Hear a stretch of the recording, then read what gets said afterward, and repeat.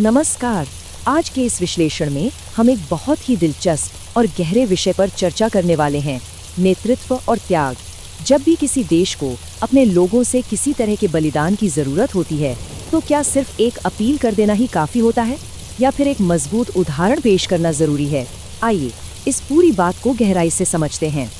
तो आइए सबसे पहले बात करते हैं हमारे पहले खंड की, जो है ऐतिहासिक मापदंड, लाल बहादुर शास्त्री जी की विरासत। एक वक्त का खाना छोड़ दो। 60 के दशक के गंभीर खाद्य संकट के दौरान पूर्व प्रधानमंत्री लाल बहादुर शास्त्री जी ने पूरे देश से बस यही एक अपील की थी। और सबसे हैरानी की बात यह है कि पूरे देश ने बिना किसी विरोध के वास्तव में एक समय का खाना छोड़ दिया। करोड़ों लोगों ने इस बात को मान लिया। लेकिन ऐसा चमत्कार आखिर हुआ कैसे? जवाब बहुत ही सीधा सा है। शास्त्री जी ने सिर्फ दूर खड़े होकर शब्दों का इस्तेमाल नहीं किया। देश से ये इतना बड़ा बलिदान मांगने से पहले उन्होंने सबसे पहले अपने खुद के घर में एक वक्त का खाना बंद करवाया। मतलब जब कोई नेता खुद को उसी तकलीफ में डालता है जो वो जनता से मांग रहा है, तो उसका असर बिल्कुल अलग ही स्तर का होता है। अब आते हैं खंड 2 पर, आधुनिक संयम की अपील, यानी आज जनता से क्या मांगा जा रहा है। अगर हम आज के आधुनिक दौर की बात करें तो स्रोत के अनुसार आम नागरिकों से अक्सर कई तरह की अपीलें की जाती हैं। जैसे कि लोगों से कहा जाता है कि शादियों में सोना ना खरीदें, पेट्रोल बचाएं, कारों का इस्तेमाल कम करें, घर से काम करें या फिर विदेशी यात्राएं टाल दें। खैर, ये सारी मांगें आमतौर पर राष्ट्रीय हित और मुश्किल समय में अर्थव्यवस्था को संभालने के नाम पर ही की जाती हैं। अब देखिए, स्रोत भी इस बात को मानता है कि ये मांगे अपने आप में गलत नहीं है। अगर हम इतिहास उठाकर देखें तो जब भी देश पर कोई मुश्किल आई है, आम जनता ने हमेशा बढ़ चढ़कर अपना पूरा समर्थन दिया है। सच कहें तो देश के लिए त्याग करना लोगों के लिए कभी कोई परेशानी रही ही नहीं है। वे हमेशा अपना योगदान देने के लिए तैयार रहते हैं। यहीं से शुरुआत होती है खंड 3 की, जनता का सवाल।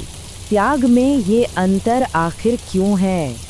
विश्लेषण यहाँ एक बहुत ही बड़े और स्पष्ट विरोधाभास की तरफ ध्यान खींचता है। एक तरफ तो आम नागरिकों से लगातार कहा जाता है कि वे अपने खर्चे कम करें और थोड़ा संयम बरतें, लेकिन दूसरी तरफ स्रोत के अनुसार हम अक्सर देखते हैं कि वीआईपी विशेषाधिकारों पर कोई रोक टोक नहीं है। वही बड़े बड़े काफिले, रैलियों का भारी भरकम बजट और बेतहाशा सरकारी खर्च। ये जो स्पष्ट अंतर है ना, ये स्वाभाविक तौर पर कुछ बहुत ही गंभीर सवाल खड़े करता है।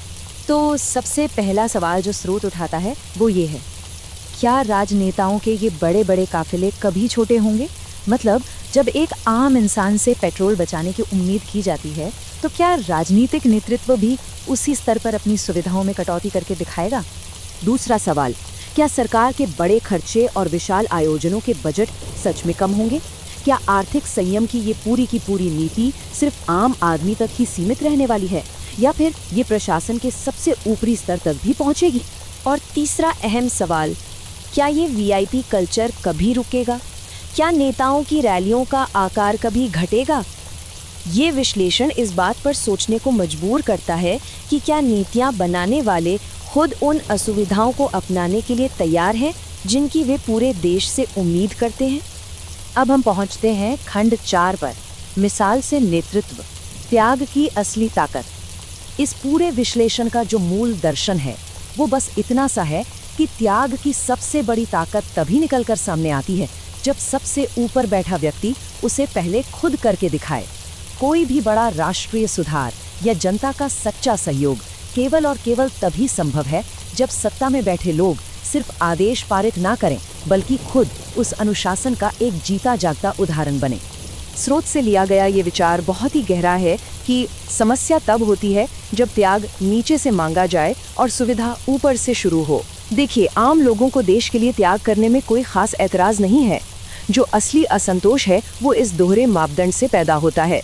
जब आम इंसान तो अपनी ज़रूरतें कम कर रहा हो, लेकिन शीर्ष स्तर पर हर तरह की सुख सुविधा बिना किसी रोक टोक के वैसे ही चलती रहे।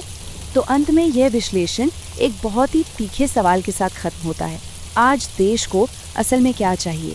क्या शास्त्री जी जैसे किसी उदाहरण की ज़रूरत है जो पहले खुद अमल करे और फिर लोगों से कहे, या फिर सिर्फ शब्दों में की गई एक अपील ही काफ़ी है? असल में एक सच्चा और प्रभावशाली नेतृत्व आज के समय में कैसा दिखना चाहिए?